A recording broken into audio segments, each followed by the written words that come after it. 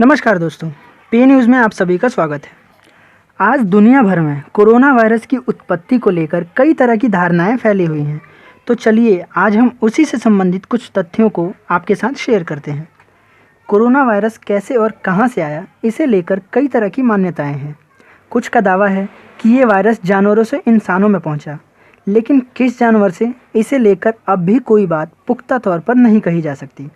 कुछ का दावा है कि वायरस पेंगोलिन से इंसानों में पहुंचा, तो कुछ चमगादड़ को इसके लिए जिम्मेदार मानते हैं। वहीं कुछ लोगों का मानना है कि ये चीन के वेट मार्केट से आया। चीन में कई जंगली जानवरों का इस्तेमाल खाने और दवाइयों के लिए किया जाता है। कोरोना वायरस वहीं से इंसानों में आया। एक वक्त तक चमगादड़ को कोरोना वायरस का मूल स्रोत माना जा रहा था। दलील दी जा रही थी कि चीन के वुहान शहर में जानवरों की मंडी से ये वायरस कुछ इंसानों में पहुंचा और उसके बाद पूरी दुनिया में फैल गया। इसके बाद एक शोध में कहा गया कि इंसानों में ये वायरस पेंगोलिन से आया है। इसे लेकर एक शोध भी हुआ। इस शोध में कहा गया कि पेंगोलिन में ऐसे वायरस मिले हैं जो कोरोना से मेल खाते हैं, लेकिन ये शोध भी अभी शुरुआती चरण में है। इसके अलावा एक दूसरी थ्योरी भी है। ये थ्योरी कहती है कि वायरस प्रयोगशाला में तैयार हुआ, लेकिन क्या वाकई ये वायरस चीन के वुहान शहर के किसी लैब से निकला और दुनिया भर में फैल गया?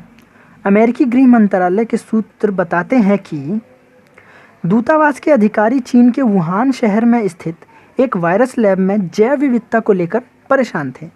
ये लैब उसी शहर में है जहां कोरोना वायरस संक्रमण का पहला मामला सामने आया था और उसके बाद कहीं जाकर पूरी दुनिया का ध्यान इस ओर गया। अमेरिकी राष्ट्रपति डोनाल्ड ट्रंप पहले ही कह चुके हैं कि अमेरिकी सरकार उन अपुष्ट रिपोर्ट्स की जांच कर रही है जिनमें कहा गया है कि ये वायरस प्रयोगशाला से बाहर आया है।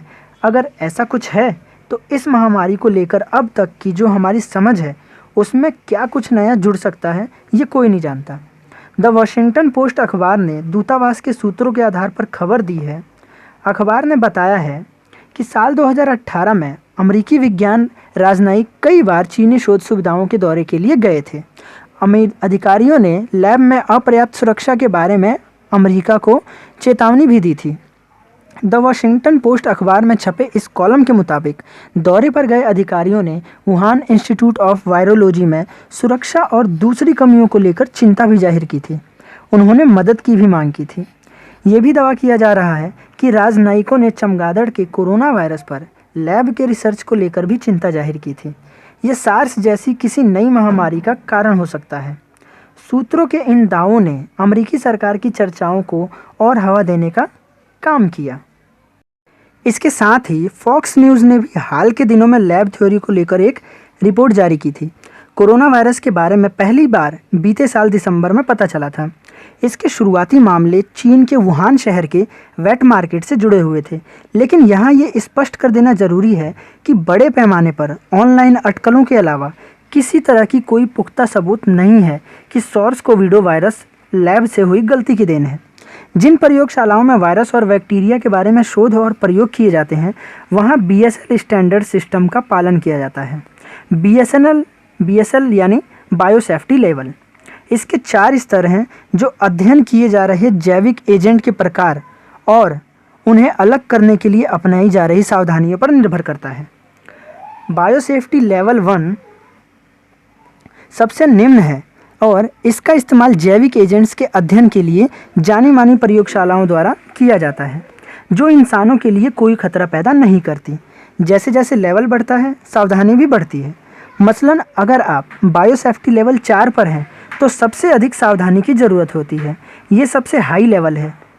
हालांकि ये सिर्फ उन प्रयोगशालाओं के लिए आरक्षित है जहां उन सबसे खतरनाक वायरस पर काम किया जाता है जिनके वैक्सीन या उपचार मौजूद हैं, जैसे इबोला, मरबर्ड वायरस और चेचक के लिए अमेरिका, रूस में स्थित सिर्फ 2 प्रयोगशाला BSL स्टैंडर्ड का पूरी दुनिया में पालन किया जाता है, लेकिन कुछ कॉस्मेटिक विविधताओं के साथ।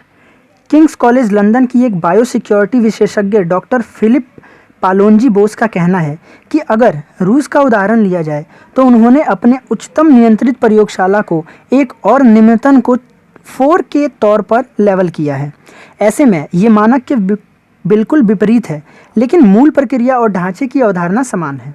हालांकि विश्व स्वास्थ्य संगठन ने भी विभिन्न स्तरों के लिए मैनुअल बना रखे हैं, लेकिन यह बाध्यकारी नहीं है। डॉक्टर जोन्स के अनुसार इन प्रयोगशालाओं को किसी तरह से विकसित किया गया है कि सुरक्षित रूप से कार्य करने की जगहों, न केवल वहां काम करने वाले लोगों के लिए बल्कि पर्यावरण के लिहाज से भी सुरक्षित हैं।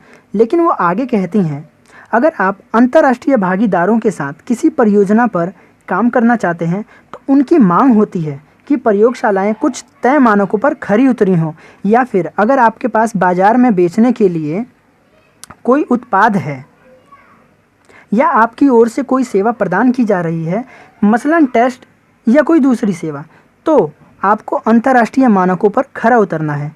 इसके साथ ही वुहान इंस्टीट्यूट ऑफ वायरोलॉजी को अमेरिका से फंड भी मिला था। अमेरिकी अनुसंधान संस्थानों से सहायता भी दूतावास के सूत्रों ने और अधिक आर्थिक सहायता देने की पेशकश भी की थी। इस सवाल का एक संक्षिप्त जवाब है कि वॉशिंगटन पोस्ट में दी गई जानकारी से हमें यह पता नहीं चलता है, लेकिन अगर सामान्य तौर पर कहें तो ऐसे कई स्तर हैं जिन पर सुरक्षा चूक हो सकती है। डॉक्टर जोन्स इसमें जोड़ते हुए कहती हैं कि जिनके पास लैब की पहुंच है, वैज्ञानिक और तकनीकी सेवा से जुड़े लोगों से प्रशिक्षण ऑन रिकॉर्ड रखने की प्रक्रिया आदि के दौरान भी चूक होने की गुंजाइश होती है। लेकिन राजनयिक सूत्रों की ये चिंता कितनी सामान्य थी? दुर्घटनाएं होती हैं। साल 2014 में वाशिंगटन के पास एक अनुसंधान केंद्र में कार्डबोर्ड बॉक्स में चेचक के वैक्सीन की शीशियां मिली थी।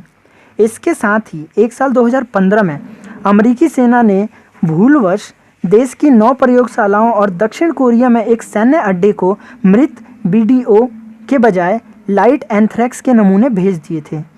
20 स्केल के निचले पायदान की लैब में सेफ्टी स्टैंडर्ड यानी सुरक्षा मानक काफ़ी अलग अलग हैं और बहुत सारी छोटी मोटी सुरक्षा चूक तो कभी खतरे भी नहीं बनती। लेकिन बहुत कम ऐसे लैब हैं जिन्होंने BSL 4 का लेबल हासिल किया है। विकिपीडिया में दुनिया भर में ऐसे 50 लैब की लिस्ट है जिनमें WIV 1 है, लेकिन ये सूची कोई आधिकारिक सूची नहीं है। इन लैबों को बहुत उच्च स्तरीय मानकों का ध्यान रखते हुए बनाना पड़ता है, क्योंकि इन लैबों को बहुत ही खतरनाक पैथोलॉजी से डील करना होता है।